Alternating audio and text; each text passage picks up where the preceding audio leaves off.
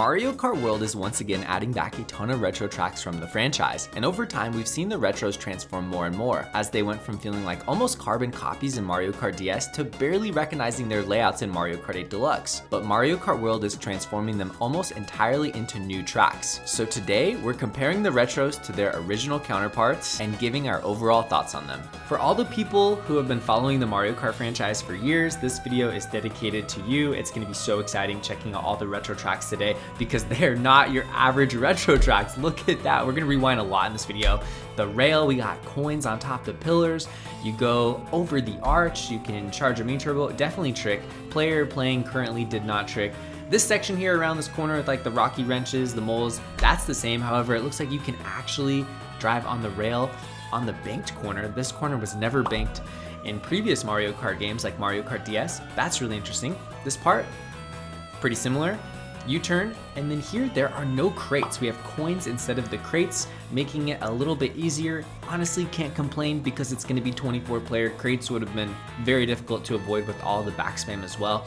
And the whole open world element of this track is phenomenal. You can see on the right, there's this feeling of epicness to Airship Fortress. It's in this massive, vast land of darkness. So the part I'm most concerned about on the track is right here. This is extremely narrow. This game's 24 players. And we got Charging Chucks attacking us because of the chemic item, presumably. That's a little worrisome, I'm not gonna lie. The rest of the track, phenomenal. And then right here, check this out. This is usually off the edge. It still has like the same outline we're used to seeing on previous Airship Fortresses, but instead now it is off-road. You can see Yoshi hit a little bit of off-road there and then he got green shelled.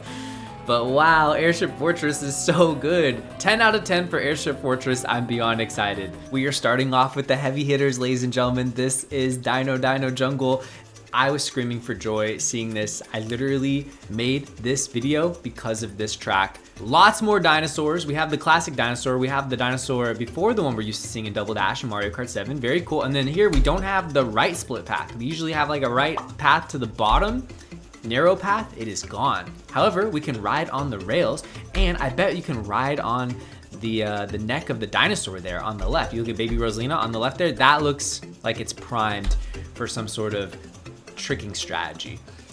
This part looks quite a bit different, very industrial, factory-like, and then here we still have the geysers, and it looks like to the right is an off-road shortcut with a dinosaur that is blocking the way. Instead of having the massive gap and the ramp with the huge jump, that seems to be changed quite a bit. I can't confirm it though, but that's what it looks like.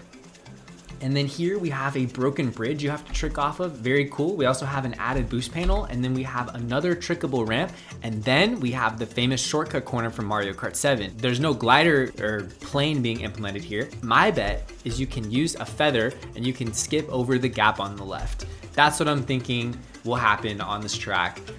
But you never know, maybe the feather cannot go over walls like that, so only time will tell. But look at the dinosaur at the very beginning of the level. It's so cool how the dinosaurs are a bigger part of the track than ever before. This one also is 10 out of 10. I'm just so happy this track's back in the game. And now we have Choco Mountain from Mario Kart 64, although it was just recently in the Booster Course Pass, and it looks so different. I didn't even recognize this was Choco Mountain for the first half until the Choco Balls show up at the end. I'm serious. But the thing is though, if you look at the mini-map, it really does resemble Choco Mountain quite well. And I'm extremely impressed with what they did here. Like, just another amazing recreation, because I was afraid when I heard Choco Mountain was in, and I was like, oh, it's gonna be pretty similar to Mario Kart 8 Deluxe's Choco Mountain. It appeared as a retro only a handful of years ago, but no, they really went above and beyond. This is almost unrecognizable. If we didn't look at the minimap and we didn't see the Choco Balls, I wouldn't have figured out it's Choco Mountain, seriously. So yeah, another huge win. I sound like a broken record at this point with how many tracks I'm overly excited for, although we're going over some of the best ones first. And in general, like, out of everything Mario Kart World has to offer, this is one of the things that I'm most thrilled about personally. I love the tracks from the old Mario Kart games making it back into this new, fresh game for everyone to play. Super nostalgic for me, and they do such a great job every single time. All right, so I actually found footage of Peach Beach. We're going through the track backwards. We're at the coral statue, and we're going to where the Catacombs are. I think many of you know where we are on the track right now. double item boxes in totally different spot. Cataquacks are ginormous, terrifying. The beach ducks are back in full effect. We are gonna be running for our lives on Peach Beach, but I am here for it. And yeah, we're rounding it backwards, of course. Looks pretty wide to fit the 24 player theme. Beautiful scenery. We still have the fountain on the right, and because we're playing it in Knockout Tour here, we do not know for sure if the fountain will be implemented into the regular racetrack when you're playing 3 laps of it. My prediction is this track is gonna be quite a bit different when we play it on other modes and play it online. Now, the Knockout Tour portion of it, I really love. I'm glad I was able to spot and find this footage because I cannot find footage of Peach Beach almost anywhere else. And as you can see, they've already left Peach Beach and they're on a totally different part of the level. This is where things get most interesting for the remakes. We have Toad's Factory, a Lightning Cup track, playing it in the Lightning Cup. Lap 3, we're on the actual race course, and the Stomper section, the first big monumental section of Toad's Factory, looks really good. Gonna be stressful 24 players. It's narrower than it is in Mario Kart Wii.